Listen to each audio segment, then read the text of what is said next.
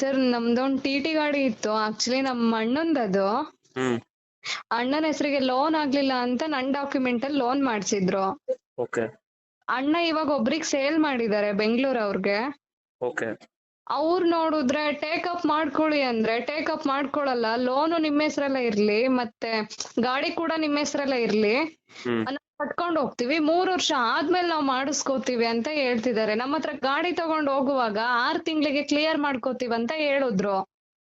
ಹ್ಮ್ ಇವಾಗ ನೋಡಿದ್ರೆ ಏನ್ ಪ್ರಾಬ್ಲಮ್ ಆಗುತ್ತೆ, ಇರ್ಲಿ ಬಿಡಿ, ನೀವ್ ಯಾಕೆ ಅಷ್ಟೊಂದ್ ಟೆನ್ಷನ್ ಮಾಡ್ಕೋತಿದೀರಾ ಹಾಗೆ ಹೀಗೆ ಅಂತ ಮಾತಾಡ್ತಾರೆ ಸರ್ ಕಾಲ್ ಮಾಡಿದ್ರೆ.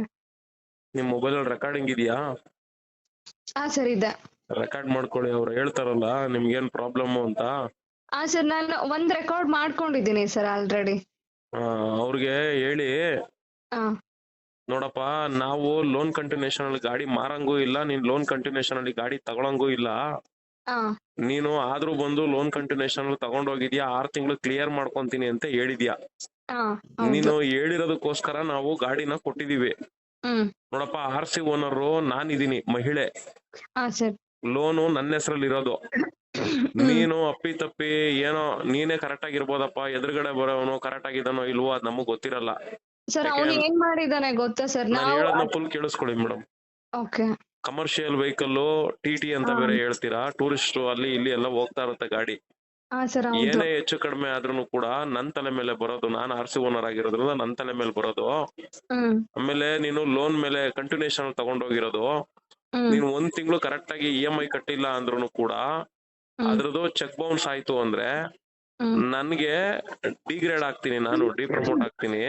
ಹ್ಮ್ ಜೊತೆಗೆ ಚೆಕ್ ಬೌನ್ಸ್ ಓಡಿ ಲೇಟ್ ಪೇಮೆಂಟ್ ಚಾರ್ಜಸ್ ಈ ತರ ಎಲ್ಲ ಹಾಕೊಂಡ್ ಬಂದ್ರೆ ಹ್ಮ್ ನನ್ಗೆ ಯಾರು ಶೂರಿಟಿ ಕೊಟ್ಟಿರ್ತಾರೆ ಗಾಡಿ ತಗೊಳ್ಬೇಕಾರೆ ಲೋನ್ಗೆ, ಹ್ಮ್ ಶೂರಿಟಿ ಕೊಟ್ಟಿರೋರ್ಗು ಕೂಡ ಎಲ್ಲ ತೊಂದ್ರೆ ಕೊಡ್ತಾರಪ್ಪ.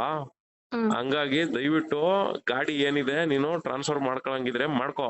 ಹ್ಮ್ ಇಲ್ಲ ನೀನ್ ಮಾಡ್ಕೊಳಲ್ವಾ, ಹ್ಮ್ ಇದೇ ಮೊಂಡಾಡ್ತಲ್ಲಿರ್ತೀಯಾ, ಹ್ಮ್ ನಾನು ಈಗ್ಲೇ ಹೋಗ್ತೀನಿ, ಯಾವ್ದು ರಿಜಿಸ್ಟ್ರೇಷನ್ ಇದೆ RC ನಿಮ್ದು CC ಇರುತ್ತೆ RTOದಲ್ಲಿ, ಹಾ ಸರ್. ಅಲ್ಲಿ ಹೋಗ್ಬಿಟ್ಟು ಹಿಂಗ್ ತರ ತಗೊಂಡೋಗಿದ್ದಾರೆ, ನಾವು ಹಿಂಗ್ ಹೇಳಿದ್ರು ಕೂಡ ಅವ್ರು ಟ್ರಾನ್ಸ್ಫರ್ ಮಾಡ್ಕೊಂತಿಲ್ಲ ಅಂತ ಹೇಳಿ ಹ್ಮ್ ನೀವು RTOದಲ್ಲಿ ಒಂದು ಲೆಟರ್ ಬರ್ಕೊಟ್ಟು ಗಾಡಿನ ಬ್ಲಾಕ್ ಲಿಸ್ಟ್ ಮಾಡ್ಸಾಕಿ. ಹ್ಮ್ ಗಾಡಿ ಬ್ಲಾಕ್ ಲಿಸ್ಟ್ ಮಾಡ್ಸದ್ಮೇಲೆ ಅಲ್ಲಿ ನಿಮ್ಗೆ ಒಂದು ಅಕ್ಲೈಮೆಂಟ್ ಕಾಪಿ, ಅಂದ್ರೆ ನೀವ್ ಏನ್ ಕಂಪ್ಲೇಂಟ್ ಬರ್ಕೊಟ್ಟಿರ್ತೀರ ಅದ್ರ ಮೇಲೆ ಸೀಲ್ ಹೊಡೆದ್ಬಿಟ್ಟು ಒಂದು ಅಕ್ಲೈಮೆಂಟ್ ಕಾಪಿ ಕೊಡ್ತಾರೆ.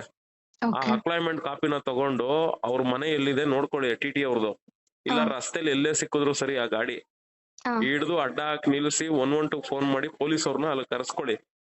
ಕರ್ಸ್ಕೊಂಡು, ನೋಡಿ ಸ್ವಾಮಿ ನಾನು ಹಿಂಗೆಲ್ಲ ಆಗಿದೆ, ನಾನು ಹೋಗಿ RTOದಲ್ಲಿ ಬ್ಲಾಕ್ ಲಿಸ್ಟ್ ಮಾಡ್ಸಿದೀನಿ, ಇಲ್ಲ ಒಂದು ಈ ಗಾಡಿ ನಿಮ್ ಸ್ಟೇಷನ್ ಅಲ್ಲಿ ನಿಲ್ಲಿಸ್ಕೊಳ್ಳಿ, ಇಲ್ಲ ನಾನು ತಗೊಂಡೋಗಿ ನಮ್ಮ ಮನೆ ಹತ್ರ ನಿಲ್ಲಿಸ್ಕೊಂತೀನಿ.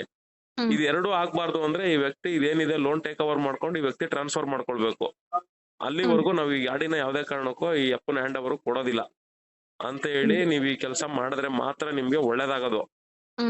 ಅವ್ನ್ ಹರಿಕತೆ ಹೊಡಿತಾನೆ ಅನ್ಬಿಟ್ಟು ನೀವು ಅವ್ನ್ ಹರಿಕತೆನೆ ಕೇಳ್ಕೊಂಡ್ ಕೂತ್ಕೊಂಡ್ರೆ ನಿಮ್ದು ಅವ್ನ್ ಹೇಳ್ದಂಗೆ ಆ ಲೋನ್ ಕ್ಲಿಯರ್ ಆಗೋವರೆಗೂ ಅದೇನೇನಾಗುತ್ತೋ ಅದ್ ನಮಗೂ ಗೊತ್ತಾಗಲ್ಲ. ಯಾಕೆಂದ್ರೆ ದಿನ ಇದ್ದಂಗೆ ಒಂದ್ ದಿನ ಇದ್ದಂಗೆ ಇನ್ನೊಂದ್ ದಿನ ಇರಲ್ಲ. ಸರ್ ನಮ್ಮ ಹತ್ರ ಗಾಡಿ ತಗೊಂಡೋಗಿ ಅವನ್ ಆಗ್ಲೇ ಇನ್ನೊಬ್ರಿಗೆ ಕೊಟ್ಟಿದ್ದಾನೆ ಸರ್. ಅಲ್ಗ ಅರ್ಥ ಮಾಡ್ಕೊಳ್ಳಿ, ಅವ್ನ್ ಕರೆಕ್ಟ್ ಲೋನ್ ಕಟ್ಟಿಲ್ಲ ಅಂದ್ರೆ ಏನ್ ಮಾಡ್ತೀರಾ? ಅವ್ರ ಹತ್ರ ಅಗ್ರಿಮೆಂಟ್ ಮಾಡಿಸ್ತೀನಿ, ಅವರು ನಂಬಿಕೆಸ್ತ್ರ, ಅವ್ರು ಕಟ್ಕೊಂಡ್ ಹೋಗ್ತಾರೆ ಅಂತ ಹೇಳ್ತಿದ್ದಾನೆ. ಏನಂತ ಸರ್, ಅದು 2.5 ಲಕ್ಷಕ್ಕೆ ಗಾಡಿ ವ್ಯಾಪಾರ ಆಗಿದ್ದು, 1,20,000 ಕೊಟ್ಬಿಟ್ಟು ಅವ್ರ ಗಾಡಿ ತಗೊಂಡ್ ಹೋಗಿದ್ದು. ನನ್ನ ಹೆಸರಿಗೆ ಇನ್ನ ಡಾಕ್ಯುಮೆಂಟ್ ಬಂದಿರ್ಲಿಲ್ಲ ಅನ್ಕೊಂಡು, ಗಾಡಿ ಡಾಕ್ಯುಮೆಂಟ್ ಬಂದ ತಕ್ಷಣ 1,25,000 ಕೊಡ್ತೀವಿ ಅಂತ ಹೇಳಿದ್ರು. ಈಗ ಡಾಕ್ಯುಮೆಂಟ್ ಬಂದಿದೆ, ನಿಮ್ ಹೆಸರಿಗೆ ಟೇಕ್ ಅಪ್ ಮಾಡ್ಕೊಂಡು ಗಾಡಿ ನಿಮ್ ಹೆಸರಿಗೆ ಮಾಡಿಸ್ಕೊಡಿ ಅಂದ್ರೆ 1,25,000 ಕೊಡ್ತೀನಿ, ಒರಿಜಿನಲ್ ಡಾಕ್ಯುಮೆಂಟ್ ಕೊಡಿ, 3 ವರ್ಷದ ತನಕ ನಿಮ್ ಹೆಸರಲ್ಲೇ ಇರ್ಲಿ ಅಂತ ಹೇಳ್ತಿದ್ದಾರೆ. ನೀವು ಗಾಡಿ TT ಮಾರಿದಿರಲ್ಲ, ಪಕ್ಕಾ ದುಡಿಮೆ ಮಾಡೋನು ಮಾರಿದೀರಾ ಅಥವಾ ಡೀಲರ್ ಮಾರಿದೀರಾ? ಸರ್ ಅವನ ಹತ್ರನು 2-3 ಗಾಡಿ ಇದೆಯಂತೆ ಸರ್. ಅವ್ನ್ ಅಂದ್ರೆ ನಮ್ಮ ಅಣ್ಣಂಗ್ ನಾವ್ ಗಾಡಿ ತಗೊಂಡ್ವಲ್ಲ, ನಾವ್ ಗಾಡಿ ತಗೊಂಡು 2 ತಿಂಗಳಿಗೆ ಸ್ವಲ್ಪ ಪ್ರಾಬ್ಲಮ್ ಆಯ್ತು, ಅಂದ್ರೆ ಅಮೌಂಟ್ ಇನ್ ಸ್ವಲ್ಪ ಇಶ್ಯೂ ಆಯ್ತು ಅನ್ಕೊಂಡ್ ನಾವ್ ಸೇಲ್ ಮಾಡಿದ್ವಿ. ನಾವ್ ಗಾಡಿ ತಗೊಂಡ್ವಲ್ಲ, ಆ ಅಪ್ಪನ್ಗ ಅವ್ನ್ ಪರಿಚಯ ಇದ್ದ ಬೆಂಗಳೂರು ಅವನು. ಮೇಡಮ್ ಹೇಳ್ತೀನಿ ಕೇಳಿ ಮೇಡಮ್, ಗಾಡಿ EMI ಕಟ್ಟೋ ಕೆಪಾಸಿಟಿ ಇದ್ರೆ ಗಾಡಿ ತಗೊಬೇಕು. ಒಂದು ನಮ್ಗೆ ಕಷ್ಟ ಬಂದಿದೆ ಆಗಲ್ಲ ಅಂತ ಹೇಳಿ ನಾವು ಗಾಡಿನ ಲೋನ್ ಕಂಟಿನ್ಯೂಷನ್ ಮಾರ್ಕೊಂತೀವಿ ಅಂದ್ರೆ ಅದು ನಮ್ಮಂತ ಮುಟ್ಟಾಡ್ರು ಇನ್ನೊಬ್ರು ಇರಲ್ಲ ಸರ್. ಅದು ಫಸ್ಟ್ ಗಾಡಿ ಸರ್ ನಮ್ಮ ಅಣ್ಣ ಮಾಡಿದ್ದು. ಏನಾದ್ರೂ ಇರ್ಲಿ ಮೇಡಮ್, ಒಂದ್ ಹೇಳ್ತೀನಿ, ವ್ಯವಹಾರ ಜ್ಞಾನ ಇಲ್ಲ ಅಂದ್ರೆ ಮೇಡಮ್ ಸಿಕ್ಕಾಪಟ್ಟೆ ಸಮಸ್ಯೆ ಸಿಗಾಕೊಂತೀರಾ. ಸರ್ ಇವಾಗ ಹಾಗೆ ಆಗಿದೆ. ಅವ್ರು ಕಾಲ್ ಮಾಡಿದ್ರೆ ನಾನು ಆಮೇಲೆ ಕಾಲ್ ಮಾಡ್ತೀನಿ ಅಂತ ಕಟ್ ಮಾಡ್ತಾನೆ. ಕಾಲ್ ಒಂದ್ 4-5 ಸರಿ ಮಾಡಿದ್ರು ಕಾಲಿಗೆ ರೆಸ್ಪಾನ್ಸ್ ಮಾಡಲ್ಲ.